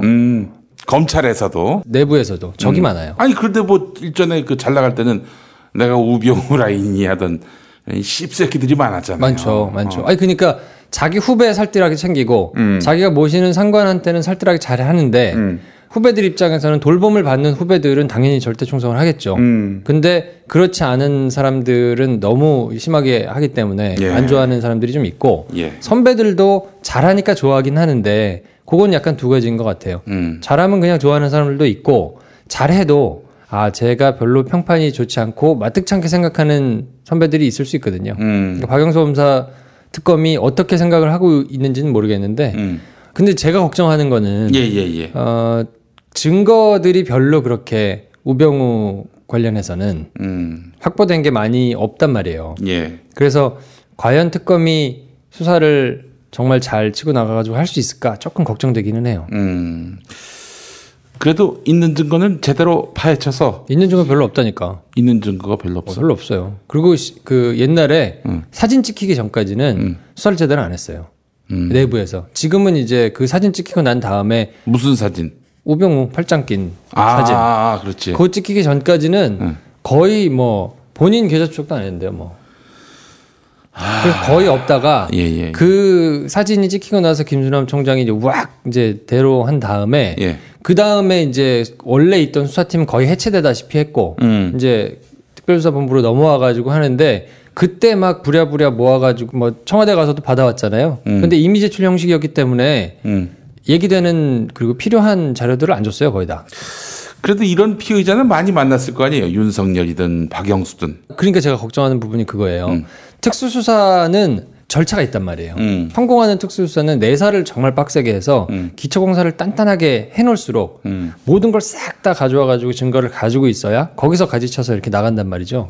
근데 지금은 이제 특검이 해서 뭔가 증거를 새로 수집해야 되는 상황이 되는데 이미 시간을 너무 많이 줬기 때문에 없앨 거 다 없애고 뭐 쓰레기통에 버렸다는 사람도 있잖아요, 전화기를. 아이씨, 입새끼. 그러니까 지금 결정적인 증거가 어떻게든 나와야 되는데 지금 뭐 정호성이나 최순실이나 이런 사람, 안종범이나 이런 사람들이 문제가 된 것도 차마 그 미처 감추지 못한 그런 증거들에서 결정적인 것들이 나와가지고 지금 이렇게 갈 수 있었던 건데 우병우 관련해가지고는 마땅한 증거가 없어서 제가 보기에는 청와대 압수수색을 하면서 한바탕 또 실갱이를 할 가능성이 좀 있어 보여요. 왜냐하면 이미 제출 형식으로 받았기 때문에 별로 얘기되는 건 안 줬을 것이고 감췄을 거거든요. 근데 그게 반드시 필요하기 때문에 강제 압수수색을 하겠다며 나서가지고 막 할 가능성이 좀 있는데 그거는 좀 됐으면 좋겠어요.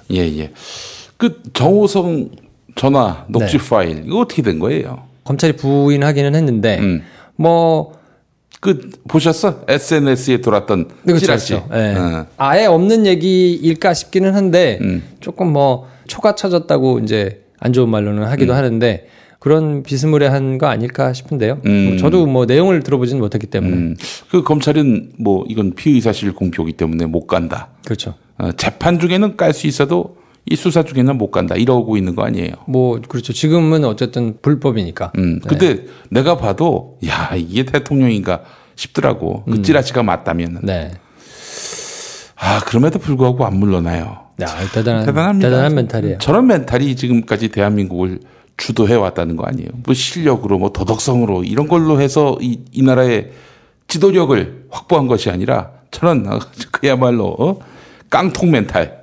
참 메탈 정도도 아니죠. 이건 뭐 거의 그 티타늄 합금, 스테인레스 멘탈. 저거는 올림픽 나가는 선수들만 좀 닮았으면 좋겠어요. 저런 멘탈에. 그렇지. 강철 멘탈. 사실은 12월 말로 제가 예측을 했습니다만은 안 된다니까. 여전히 유효합니다만 아니 그래도 퇴진이라는 말이 입에서 나온 거 아닙니까? 11월 29일 날 이것만 해도 대단한 진척이야. 진척은 맞는데 제가 볼 때는 택도 없어요. 저렇게 해놓고 안 받으면 그만이잖아요. 충분히 그럴 수 있는 멘탈이기 때문에.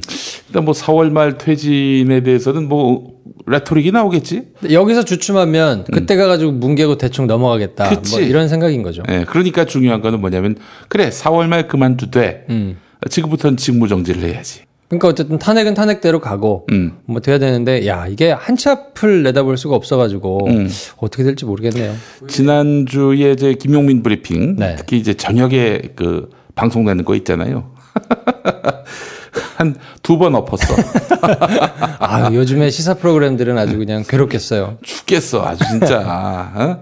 지상파 방송은 몇 시에 딱딱 방송이 나가잖아요. 그 이후의 상황에 대해서는 책임을 안 져도 되지만 이 팟캐스트는 아주 영향이 커요. 그럼요. 예를 들어서 뭐 7시에 중대 변수가 발생했단 말이지, 저녁에. 근데 오전부터 준비해온 방송이 저녁 7시로 인해서 완전히 엎어버리게 생겼어. 그렇죠. 생무시하고 오전까지 만든 걸 그대로 내면 이거는 뭐 내자마자 쓰레기가 되는 거니까.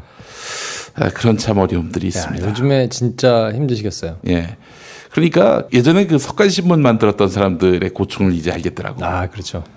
그분들은 이제 오전 11시, 12시 거기까지 이제 딱 만들어 놓고 그런 다음에 이제 마치 오후까지 모든 일을 다 본 것이냐 독자들이 보게끔 만드는 거 아닙니까? 그래서 석간신문 기자들이 그 같이 기자 생활을 하면서 보면 고생 진짜 많이 해요. 고생도 많이 하고 거의 소설을 쓴다고 합니다. 그렇죠. 한 40에서 50%는 미래의 일을 예측하고 그렇게 기사를 쓴대요. 써놨는데 뒤집히는 경우도 진짜 많고요. 아침에 또 그 사람들은 되게 일찍 나오거든요. 그렇지. 그래가지고 막 이거 하여튼 좀 고생을 많이 해요. 석간이 요즘 또 교통이 그 번잡해서 배달도 상당히 늦고 그래서 점점 마감 시간이 앞당겨진다고 하더라고. 아무래도. 그래서 어떤 신문은 뭐 오전 10시 반에 저녁용 신문을 만든다? 이건 뭐 말이 안 되는 거지. 근데 얼마나 갈까요? 그렇게 신문을 계속 오프라인으로 만들어가지고 보는 사람이 점점 줄어들 텐데. 글쎄 말이야. 그러니까 요즘에는 뭐 석간신문이 토요일은 안 내잖아요. 오로지 직장에서 주로 보기 때문에 직장용으로 이제 만드는 거지. 아무래도 관공서나 뭐 이런 데 넣고. 그렇지. 버티는 건데. 관공서에서도 보나 뭐 어디? 그냥 어쩔 수 없어서 시키는 거죠. 그렇지. 이건 뭐 석간신문 얘기를 했고. 자, 특검 상황. 글쎄요. 윤석열 수사팀장의 명망. 그분의 한번 진면모를 한번 얘기해 보셨으면 좋겠어. 윤석열 선생은 일단 되게 보수예요. 사실 이렇게 뭐 요즘에 이제 진보의 아이콘처럼 너무 떠받들고 있어가지고 사람들이 굉장히 진보적으로 생각하시는 분들이 계실지 모르겠는데. 근데 진보를 바라는 게 아니지. 그럼요. 수사의 기본을 바라는 거지. 그러니까 이분은 진짜 굉장한 보수적인 시각을 가지고 있는 분이에요. 건전한 보수. 왜냐하면 아버님이 연대 교수 출신이거든요. 경제학과 교수인가 그래요. 그래서 민주주의 시스템을 제대로 작동해야 된다. 그래야 우리나라가 산다라는 거에 대한 그 시장 경제를 제대로 가려면 여러 가지 권력이 분배가 돼가지고 나눠져서 서로 견제하면서 딱 가야 된다라는 거에 대한 아주 확고한. 아니 그걸 안 지키는 집단이 이른바 지금 보수들이고 그거대로 원칙대로 가자 이게 진보 아니야. 그렇게 보자면 진보지. 윤석열 선생도. 어쨌든 조금 근데 그 괴가 조금 다르기는 한데요. 그래서 아까 제가 얘기한 것도 대통령에 대한 예우나 뭐 이런 거는 갖출 거라고 보는 거죠. 근데 어찌됐든 그렇기 때문에 원칙주의자이고 그래서 이제 수사를 하는 거기 때문에 또 특수수사를 그런 식으로 계속 해왔고요. 그래서 실제로 노무현 정부 때는 노무현 정부가 되게 아플 만한 수사를 또 많이 했어요. 근데 그거를 뭐 본인이 막 이걸 수사를 하면 내가 어떻게 되겠지 뭐 이런 생각을 생각해서 하는 게 아니라 그냥 오만 하는 거예요. 원칙대로. 원칙대로 하면 되지 뭐. 그래서 이제 노무현 정부 때는 그 굉장히 내부적으로 거기서도 조금 이렇게 힘든 뭐 이런 수사들을 계속 했단 말이에요. 그러니까 결국은 거학을 척결하는 것 자체가 그 집권 여당에서 불편할 수 있는 것도 계속 치고 나가면서 할 수밖에 없는 건데. 그래서 윤석열이 참여정부 때 불이익을 당했냐 이거야. 불이익 안 당했죠. 네. 지금 박근혜 정부에서 완전히 그냥 그러니까 그게 이제 대전으로 그냥 정권의 클래스를 보여주는 거죠. 그렇지. 네. 당연히 그거에 대해서 뭐 조율을 하고 법무부를 통해서 조율을 하고 막 그럴 수 있지만 그걸로 인해서 그 사람한테 뭐 불이익을 주거나 굉장히 좀 잘못된 인사를 하거나 뭐 이런 거를 하지 않는 게 맞는 거잖아요. 예. 근데 지금까지는 그렇게 오다가 이번 정부 들어가지고는 정말 말도 안 되게 이제 한직으로 돌았는데 본인이 어쨌든 뭐 정치권에서라고 안 찾아왔겠습니까? 뭐 때만 되면 찾아와가지고 이제 다 고사하고 그냥 나는 조직에서 내가 그래도 해야 될 일이 있다 해가지고는 이제 참 그 예전에는 윤석열 선생이 대단한 사람이기 때문에 이제 굉장히 삽시가 늦게 됐어요. 그래서 이제 나이가 그 동년배들보다 굉장히 많단 말이에요. 근데 워낙 이제 수사도 잘 하고 뭐 그동안 뭐 탄탄했기 때문에 후배들이 뭐 어마어마하게 따랐거든요. 뭐 윤석열이라고 하면 뭐 어떻게든 한번 그냥 한번 좀 같이 자리를 좀 해보고 뭐 하려고 막 선배님 난리였는데 이번 일 있고 나서 한직으로 몰린 다음에 싹 끊어진 거예요. 그러니까 본인도 야 이게 얼굴도 모르고 뭐 이름도 뭐 들어본 적 없는 후배들도 막 와가지고 막 그렇게 하다가 정말 거짓말같이 다 싹 사라졌다는 거를 이렇게 보면서 굉장히 허탈해하는 모습을 본 적이 있는데 이런 거에 붕괴돼서 검사 그만두는 분들 많잖아요. 그렇죠. 네. 박형철 검사도 아마 그런 경우겠죠. 박형철 검사는 사실 이제 그분은 공안 검사 출신이잖아요. 아, 그래요? 아, 그럼요. 자, 박형철 검사가 누구냐면은 바로 윤석열 검사와 함께 국정원 대선 개입 사건 수사를 담당했던 그 수사팀의 그 서드쯤 되죠? 현장 반장 정도 되겠죠. 네, 그렇죠. 그 사람이 공안 출신이라고? 공안 출신이에요. 그리고 그렇군요. 거기는 공안에서 굉장히 잘 나가던. 그리고 실제로 그 이진한 당시 2차장이 이제 막 뭐 보고를 안 했다 그래가지고 그때 막 난리가 났었는데 네. 이진한 2차장이 굉장히 애정하던 그쪽 라인이에요. 공안에서 굉장히 잘 나가던 라인이거든요. 예. 이진한은 저 박근혜 정권 편이었다가 그렇죠. 뭐 하여튼 여기자 성추행 건으로 네. 이렇게 저렇게 한직 돌다가 지금은 이제 그만뒀죠. 네. 네. 변호사 개업이 안 되고 있죠? 거기까지 제가 관심을 가져야 됩니까? 뭐 그럴 필요도 없는 인물인 건 아닙니다. 이진한 검사까지 제가 챙겨야 됩니까? 그분의 향후의 거취와 관련해서 우리가 그만두신 것만 알고 있어요. 네. 썩 많은 관심을 가질 필요는 없을 것 같아요. 근데 공안 검사에서 잘 나가는 분들이 내 새끼다라고 챙김을 받던 부류에 있던 분이에요. 사실은. 그래서 이런 뭐 저 특수통 수사를 한 적도 사실은 없고 공안 쪽에서 계속 잘 요직을 밟아오면서 잘 오던 사람인데 이게 공안 사건이니까. 공안 이제 또 필요할 거 아니에요. 그래서 이제 국정원 대선 개입 팀으로 들어온 거예요. 그래서 이제 윤석열 검사를 비롯해가지고 의견을 구해야 되는데 다 이제 특수검사들만 있으니까 특수검사들은 결국 다 칼질하는 사람들이잖아요. 그러니까 그 사람한테 의견을 낼 수 없으니까 이제 네가 한번 그러면 종합적으로 보고 사건을 보고 결과를 한번 판단을 해봐라라고 했는데 이 양반이 제가 사석에서 들은 얘기는 예전에 두 가지를 다 한번 써봤다는 거예요. 마지막 결론을. 선거 개입이 아니고 뭐 공직선거법 위반이 아니다라고 결론을 내놓고 그 논리에 맞춰서 쭉 하나를 써보고 다 요거 이제 위반이다 해가지고 쭉 한번 써보고 두 개를 다 써봤대요.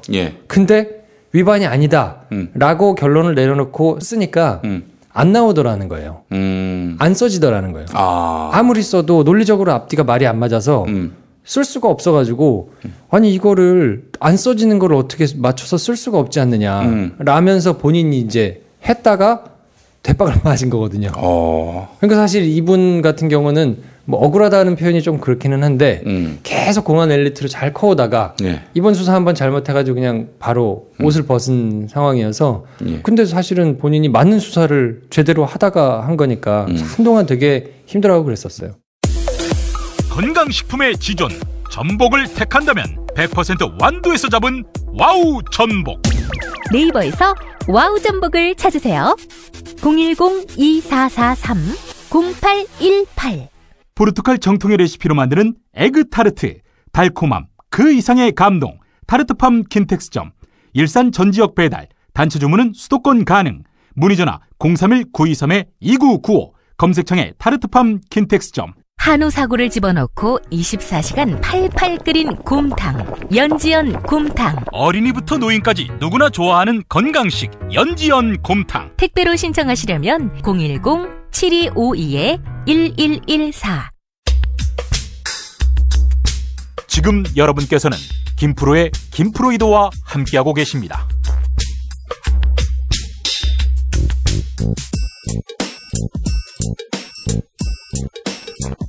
팟캐스트 제작자인 김프로, 그의 역작 재즈가 알고 싶다, 그리고 시네마 스타 많이 사랑해주세요. 기본적으로 이제 보스베이스의 검사들조차도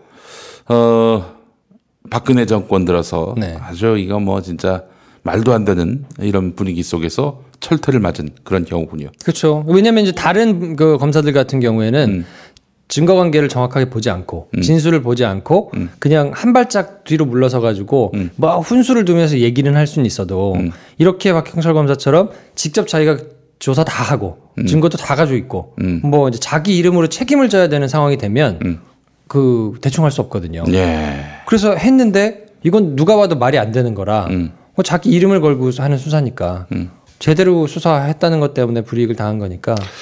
박형철 검사도 뭐 이번에 그 특검에 합류할 가능성은 없을까요? 글쎄요. 그거는 좀 봐야 될 텐데. 예. 제가 생각하기로는 팀이 어떻게 꾸려지느냐가 특검 결과를 좌지우지할 것 같은데. 예. 조금 지켜봐야 될 것 같아요. 예. 하나만 더 물어보겠습니다. 윤석열과 최재경. 네. 맞붙을 가능성이 있습니까? 기본적으로 두 사람 다 굉장히 고수들이에요. 누가 더 고수야? 막상막하예요. 막상막하예요. 네. 둘 다 고수여서 예. 둘 다 예우합니다. 그러니까 최재경 선생이 17기고 윤석열 선생이 23기예요. 그러면 아주 그냥 굉장히 차이가 나는데 나이는 학교 선배예요. 진짜? 그러니까 나이가 많다니까요. 어이구. 굉장히 늦게 됐어요, 사시가. 예. 근데 사석에서는 그 최재경 선생이 선배라고 지칭해요. 그리고 존댓말합니다. 그리고 이쪽에서도 당연히 깍듯하게 윤석열 선생도 최재경 선생한테 깍듯하게 예우하고.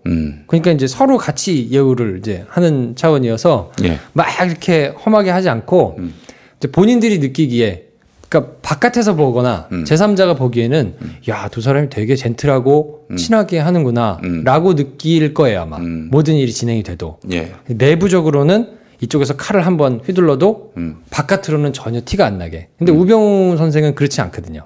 여기는 그냥 막 아나무인으로 막 그냥 전화해가지고 막 닥달하고 막 이렇게 드러나게 하는데 두 사람은 절대 그런 스타일들이 아니어서 아마 겉으로 붉어져 나오는 뭐 이런 게 있기는 어려울 거예요. 야, 네. 이거 재밌겠네. 예. 두 사람이 뭐 결국 신경전을 벌일 수밖에 없는 구도군요. 그렇긴 한데 지금 민정수석이 옛날 같지 않기 때문에 그렇지. 거기서 무슨 보고를 받고, 더더군다나 특검은 아주 별개의 조직이기 때문에. 특검으로부터는 보고를 못 받아요? 그럼요. 그냥 특별검사 따른데 의무가 전혀 없어요. 예. 민정수석이 개입해가지고 뭐 하거나 이럴 수 있는 여지가 없기 때문에 거기하고는 싸우거나 뭐 이럴 수 있는 여지가 없습니다. 게다가 또 공식적으로는 변호인이 아니니까. 그렇죠. 네. 유영하하고 윤석열은 어때요? 뭐 그럼 쳐다보겠습니까? 그러면 김용민과 김프로 정도? 그런가? 그럼 내가 윤석열이야? 그런 면이 있군요. 알겠습니다. 하여간 특검 밖에는 뭐 크게 기대할 게 없어 보이는 형국인데 그 주진우 기자는 뭐 기대할 만하다 이렇게 얘기를 하더라고. 기대할 만할 거니까 저도 지금 상황에서는 제일 기대가 되고 팀이 조금 더 단단하게 꾸려졌으면 좋겠어요. 근데 이거는 뭐 이제 제가 뭐 예상하거나 기대하고 있는 분들이 있기는 한데 그분들이 이제 합류해가지고 조금 꾸려지면 간단치 않다. 그리고 수사 의지가 일단 있기 때문에. 그리고 또 정권 말이고 박근혜가 뭐 지금 뭐 하여튼 어떻게든 한번 다시 부활해 보려고 애를 쓰고 있긴 하지만은 이미 크게 꺾인 상황이기 때문에 여기서 조직적인 은폐 불가능하지 않겠나 싶어요. 그러니까 여태까지 특검이 별다른 결과가 없었던 이유가 뭐 의지가 없거나 은폐를 하려고 했기 때문이 아니고요. 아까 얘기했던 증거를 그만큼 기민하게 수집을 많이 못했기 때문이거든요. 굉장히 좀 아프게 얘기하면 실력이 조금 후달려서 더 치고 나가지 못한 면들이 사실 많거든요. 근데 이번 팀은 정예 요원들로 좀 꾸려져서 제대로 좀 수사가 될 수 있는 가능성이 상당히 있다. 저는 좀 기대를 갖고 있습니다. 예, 알겠습니다. 근데 이제 해봐야 아는 거라 서초동에서는 늘 나오는 얘기가 이제 수사는 생물이다. 뭐 정치도 생물이지만 수사는 생물이라고 하거든요. 예. 그러니까 의지를 가지고 있고 막 실력 있는 사람들이 갔어도 뭐가 하나 걸리느냐 안 걸리느냐는 해봐야 아는 거예요. 그러니까 사실은 좀 예의주시하고 있어야 되기는 하는데 좀 걸렸으면 좋겠어요. 전혀 생각도 못한 거에서 이렇게 탁 실마리가 풀려가지고 쭉 나가는 경우가 왕왕 있거든요. 특수수사 할 때는. 예. 그런 게 하나 좀 있어줬으면 좋겠다. 마지막 희망을 사실 좀 품고 있긴 합니다. 하느님이 보호하시는 길밖에 없네. 네. 그리고 워낙 많기 때문에 예. 뭐가 나오지 않겠나. 예. 왜냐하면 여태까지는 다 단일 사건에 대해서 예. 뭐 내곡동 특검도 집을 샀느니 말았느니 그냥 한 가지 사건에 대해서만 있기 때문에 그것도 잘 규명을 못했잖아. 그것도 그냥 위험해 지나갔잖아요. 뭐 말 맞추고 증거 없애고 하면 해볼 방법이 별로 없는데 이거는 사실 워낙 많으니까. 그리고 수사를 진행하다가 발견되는 또 다른 의혹에 대해서도 할 수 있도록 단서를 달아놨기 때문에 여지가 많죠. 그걸 뭐라고 하던가? 아마 15개인가를 했는데 15번째 조항이 아마 그럴 거예요. 그러니까 수사하다가 발견된 뭐 유의미한 것들은 뭐 할 수 있게 한다. 인지수사라고 하나? 아니요. 인지수사는 이제 단서를 인지하게 되면 그때부터 이제 또 수사가 진행되는 같은 거거든요. 맥락 아닌가? 뭐 비슷하죠. 근데 약간 뭐 법리적인 용어로는 조금 이제 결이 다르긴 한데 어쨌든 우리끼리는 다 비슷합니다. 얘기해. 네. 우리 친구들끼리 다 그렇게 얘기한다고. 네, 뭐 특수수사가 하는 게 대부분 인지수사예요. 네. 알겠습니다. 요즘에 그 MBC의 주말 앵커 두 사람 그만두고 또 주말 뉴스 부장도 보직 내놓고 말이죠. MBC가 뭔가 꿈틀거리는 것 같습니다. 그런가요? 저는 뭐 크게 의미 없다고 봅니다. 그렇죠, 뭐. 진작에 나왔어야지. 예. 나오려면. KBS가 또 파업에 들어간다. 네. 이 소식은 어떻게 보셨어요? 그러니까 뭐 방송 뉴스들을 쭉 살펴보면 제가 굳이 뭐 지금 방송 뉴스 보는 게 큰 의미가 없기 때문에 없어, 지금은. 얘기는 안 하는데 그래도 뭐 KBS 같은 경우에는 단독 보도가 계속 나와요. 그리고 그 안에서 이제 뭔가 역할을 좀 하고 싶은 사람들이 막 하고 있거든요. 예. 그래서 KBS는 조금 그래도 의미가 좀 있다고 봐요. 왜냐하면 아직도 그래도 어저께자로 보면 KBS 9시 뉴스가 17% 나왔거든요. 그러니까 아직 보는 사람들도 많이 있는 데다가 영향력이 있기 때문에 여기는 제대로 좀 중심을 잡는 게 의미가 있는데 MBC는 뭐 한 3%대 이상으로 떨어졌다고 그러죠. 박근혜 지지를 막지 못한. 뭐 큰 의미 없는 상태가 됐는데 MBC에서는 뭐 내부적으로도 제자리 찾기가 좀 쉽지는 않아 보이고요.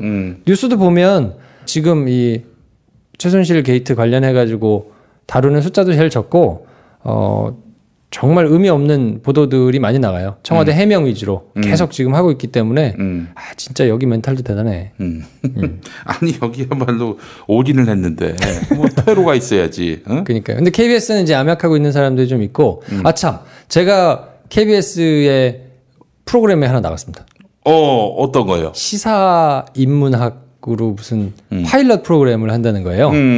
그래서 진중권 교수가 나오대요. 예. 그러니까 진중권 교수가 KBS에 출연한 게 근 한 3년 만이래요. 그래요. 그러니까 예전에 책 소개 프로그램 어디 나왔다가 그렇지. 잘린 거예요. 위에서 내보내지 말라 그래가지고. 그렇지. 그랬다가 이제 조금 세상이 바뀌니까 이제 밑에서 있는 사람들이 이렇게 스멀스멀 나와가지고 뭔가 이제 프로그램을 하면서 이제 막 집어넣는데 그래서 이제 진중권 교수도 나오고 뭐 이제 정치학 박사들 무슨 뭐 이런 교수님들 막 나오는 프로그램인데 시사 가지고 뭐 인문학 하는 이런 프로그램에 갑자기 한번 좀 나오라 그래가지고 괜찮으시겠어요?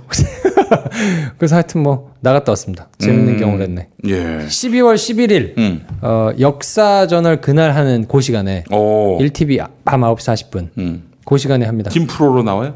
김프로로 나와요. 표본실의 청개구리라는 파일럿 프로그램인데 2번 해보고 반응이 괜찮으면 뭐 정기 편성한다는데. 어이구 세상에. 제가 보기엔 정기 편성 되겠나 싶은데.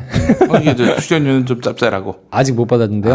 그럼 TV인데 기본이 있지. 그래도 KBS는 많이 안 준다던데요. 패널인데요, 뭐. 그래도 SBS에 한 80% 될 걸? 모르겠어요. 전 뭐 처음이어서 아주 재밌는 경험하고 왔습니다. 예, 매주 나가면은 이 김프로 좀 피겠네. 근데 편성이 돼야죠. 편성이 돼서. 파일럿이라 2번밖에 없어가지고. 그거는 얼마 전에 그 SBS에 우리 선배 만났어. 우연히 가다가. 네. 어떻게 됐냐. 예전에는 저기 무장공비 레벨이었고. 또 그 뒤에 또 한참 있다가 또 통화했을 때도 여전히 무장공비고. 예.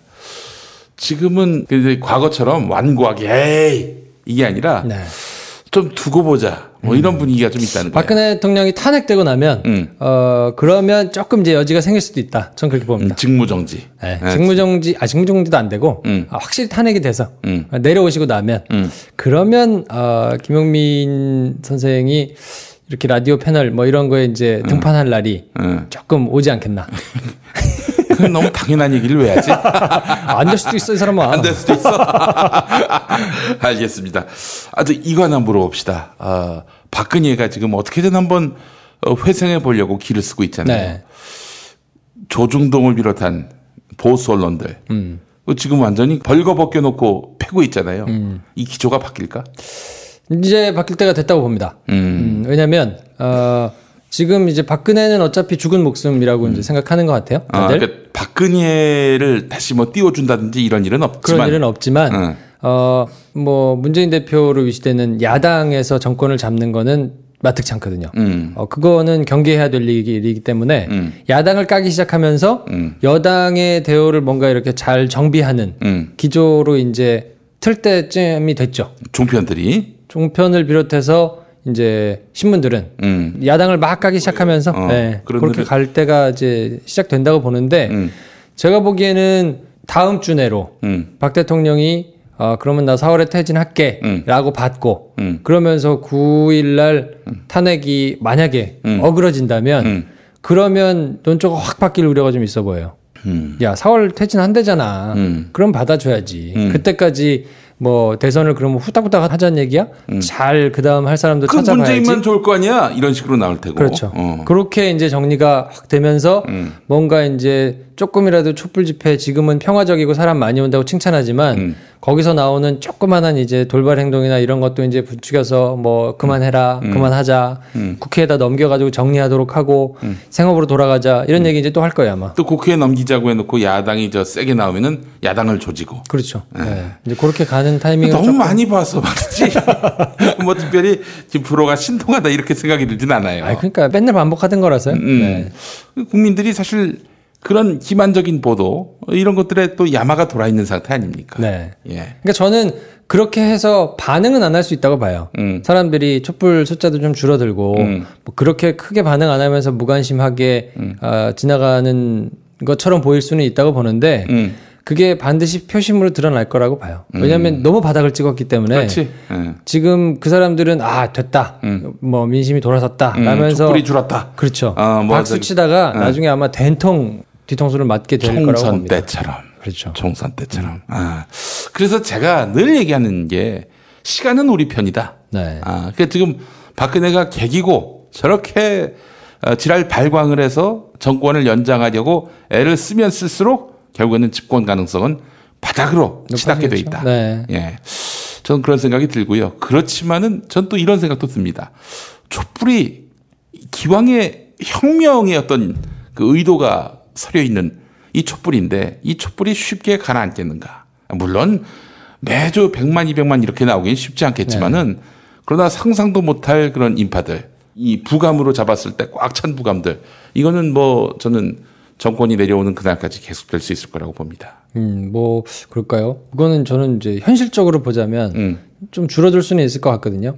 아니면 또 다른 방향으로 진화된다든지. 뭐 그럴 수도 있죠. 예. 네. 근데 어쨌든 간에 민심에는 반영은 될 것이고 사람들이 되게 모멸감을 느끼는 수준까지 내려왔기 때문에 이걸 적당히 덮고 지나간다고 해서 덮여지지 않을 것이다. 대신에 이제 그거는 좀 경계했으면 좋겠어요. 그러니까 촛불이 혹 줄어들어서 나오는 숫자가 줄어들었다고 해서 서로 막 너무 조바심 내고 그렇지. 자괴감 느끼면서 뭔가 이렇게 또 비난하고 막 이렇게 개돼지다. 내부 총질. 이런 거 좀 안 했으면 좋겠어요. 왜냐하면 이미 충분히 느끼고 있고 진득하게 좀 나가는 게 좀 필요하기 때문에 응원해야 될 사람들은 좀 응원하고 너무 그 조바심 내가지고 금방 타면 또 금방 꺼지거든요. 그러니까 좀 오래 좀 수처럼 좀 이 열기를 좀 지속하는 게 좀 필요하다고 보고요. 그러기 위해서는 쉬엄쉬엄 가야 되니까. 시네마스터 들으러 오세요. 그러면서 또 데이브 니어 노래도 들어야 되는 거예요. 그러니까. 그리고 말이에요. 제가 6개월 전에 날짜를 받아놓고 12월 10일 날 토요일 날 재즈 페스티벌을 지금 하는데 말이에요. 예. 이거 지금 나라가 이 꼴이야 돼가지고 박근혜 욕해야지. 망하게 생겼어. 차라리 아니면 광장으로 데리고 나오든지. 아니야. 그래서 내가 생각한 게 이 근혜 언니한테 좀 표를 사달라고 할까. 그분은 오셔서 굉장히 해맑게 보실 것 같은데. 예. 그렇지 않습니까? 사회를 현빈시켜야 돼. 그러려면. 예. 아, 참. 알겠습니다. 12월 10일에 재즈 페스티벌. 네, 토요일 날 있는데 뭐 전국이 어떻게 될지 모르니까 굳이 오시라고는 못 하겠는데 혹시 이제 너무 분노만 해가지고 힘드신 분들은 잠깐 쉬어가는 타이밍에 이번엔 강남역에서 합니다. 네. 네. 왔다가 그 2호선 타고 시청역 오면 되지. 아, 그럼 되죠. 예, 그래요. 뭐 두 가지를 다 병행할 수도 있고 아니면 그 행사 자체를 촛불 집회로 바꿔. 성격을. 촛불 재즈 페스티벌 이런 걸로. 그러면 참여하는 사람도 마음의 부담이 덜잖아. 그러니까요. 초를 나눠줘야 되겠다. 그렇지. 알겠습니다. 자, 오늘 데이브 니어의 노래 들으면서 마무리해야 될 것 같네요. 네. 오늘 노래는 이것이 나요라는 노래인데. 이것이 나요. 이것이 나요. 이제 스스로를 잘 돌아봐야 길게 갈 수 있으니까. 아, 내가 왜 분노하는지, 그리고 내가 어떤 거에 지금 분노하고 있는지 본질을 잘 본 다음에요. 이게 성취가 되려면 어떻게 가야 되겠구나. 막 그냥 분노를 표출하고 막 싸잡아서 욕하는 거에만 몰두하지 마시고 내가 지금 가지고 있는 이 분노와 에너지를 좀 응집해가지고 길게 가보는 차원에서 조금 나를 다스려보자. 뭐 이런 차원에서 네, 나온 노래여서. 알겠습니다. 자, 데이브 니어의 이것이 나요 들으면서 김프로와 인사 나누겠습니다. 김프로 수고 많으셨습니다. 네, 시네마스터에서 뵙겠습니다.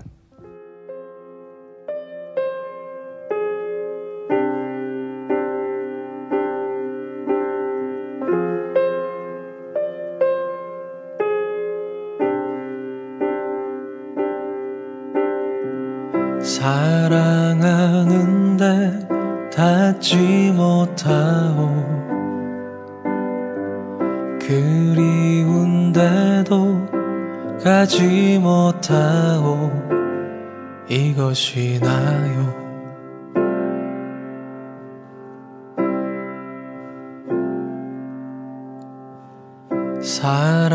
사랑하는데 닿지 못하오 그리운데도 가지 못하오 이것이 나요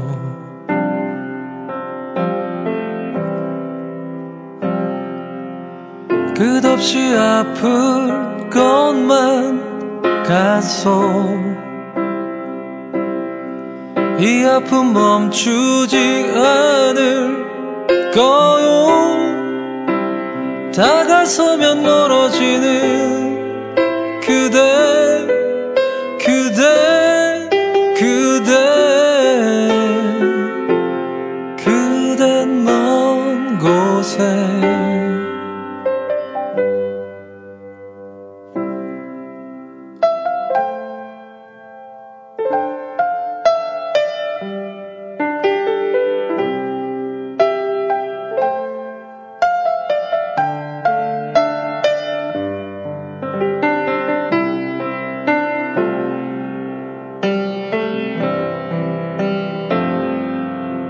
어쩌면 이런 슬픔 없는 곳으로 갈 수가 있는 건지 잡으려면 멀어지는 꿈과 같은 그댄 먼 곳에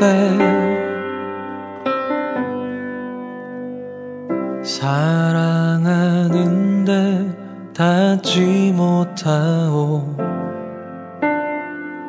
그리운데도 가지 못하오 이것이 나요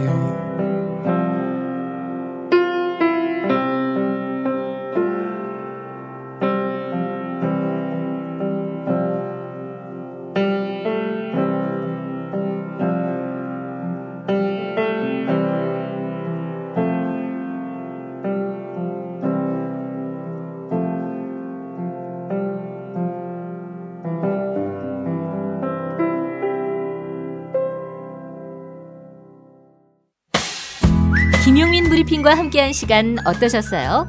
다음 시간에도 보다 바르고 알차며 즐거운 정보로 여러분을 찾아가겠습니다. 팟캐스트 포털 팟빵에서 다운로드하기, 구독하기, 별점 주기, 댓글 달기로 응원해주세요. 잊지 마세요. 다운로드하기, 구독하기, 별점 주기, 댓글 달기.